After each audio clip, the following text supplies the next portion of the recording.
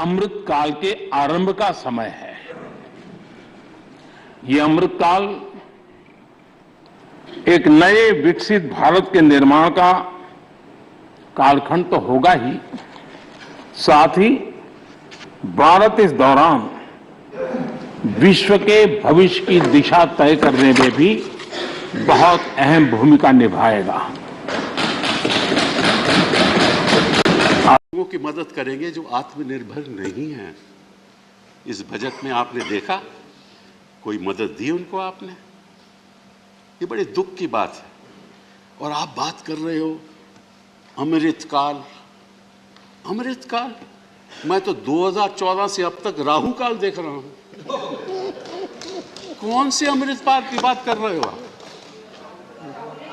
बस अब देखिए ना, ये कौन सा आप अमृतकाल की बात कर रहे हो? और फिर दूसरी बात कि हिंदुस्तान को मैं समझता हूं जैसे हमारे घरों में परिवार है, हिंदुस्तान भी एक परिवार है। और जो माँ होती है वो क्या सोचती है? हमेशा सबसे जो कमजोर बच्चा होता है ना, हमेशा उसके बारे में सोचती है।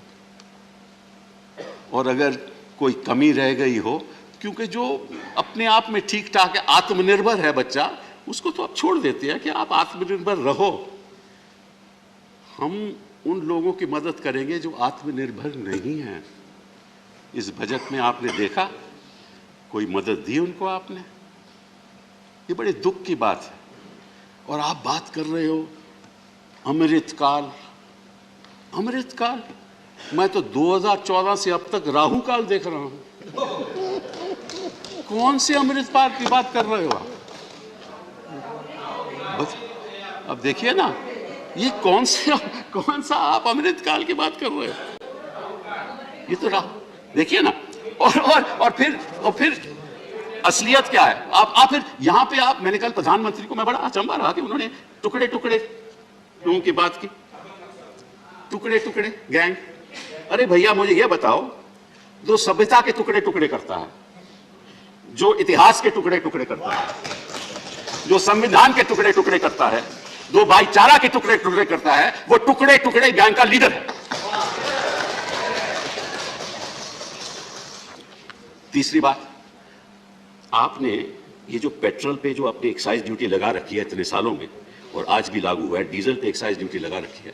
मैं आपके द्वारा, आपके माध्यम से जनता को ये बताना चाहता हूं कि 2014 में पेट्रोल का जो कीमत था पर लीटर वो 71 रुपया था, और जनवरी 2022 में वो 95 रुपए है।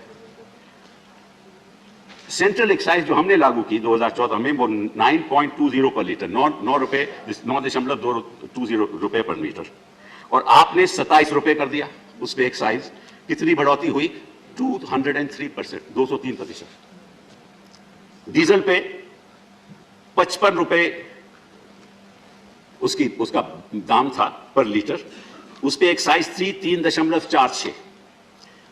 आज दाम है 86 रुपए, उस पे एक्साइज है 21 रुपए, और उसकी जो बढ़ोतरी है वो 530% है। 530% बढ़ोतरी।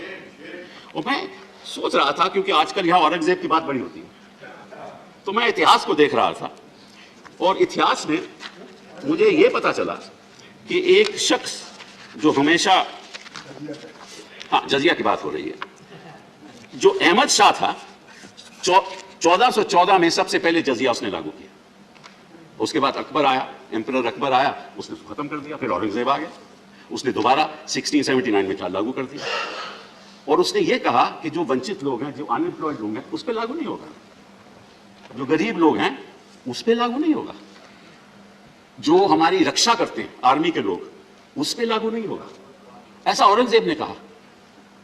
और आप बात करते हो औरंगजेब की, ये तो औरंगजेब भी बदतर बात है कि आपने सब पे लागू कर दिया, वो भी 530% और 203%। तो मैं आपसे पूछना चाहता हूं कि आप किस दिशा में जा रहे हो?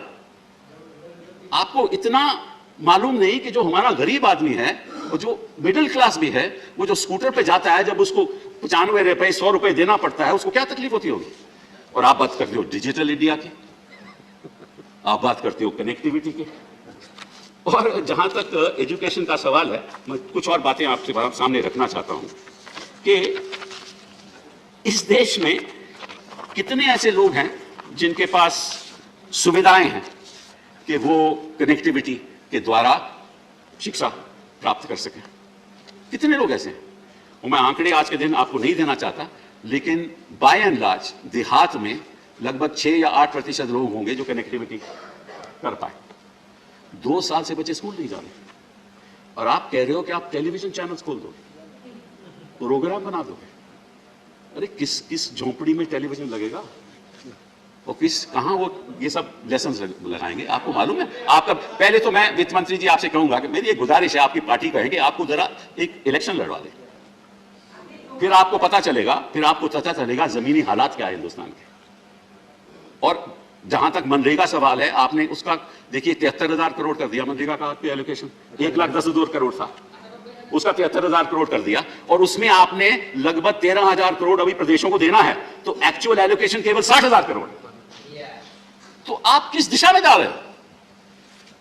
फिर रही स्वास्थ्य की बात, क्योंकि वही बहुत, जब तक बच्चे का एजुकेशन सही नहीं होगी, स्वास्थ्य सही नहीं होगा, तो हिंदुस्तान की जो संपत्ति है वो आप पैदा कर ही नहीं सकते। आप बच्चों पे ध्यान दो। ये बड़े बड़े लोग हैं ना, उसको छोड़ दो, क्योंकि उनको मालूम है कैसे वेल्थ बनाना है। वो आपको भी मालूम है, उनको भी मालूम है। वो सुविधाएं उनके पास हैं।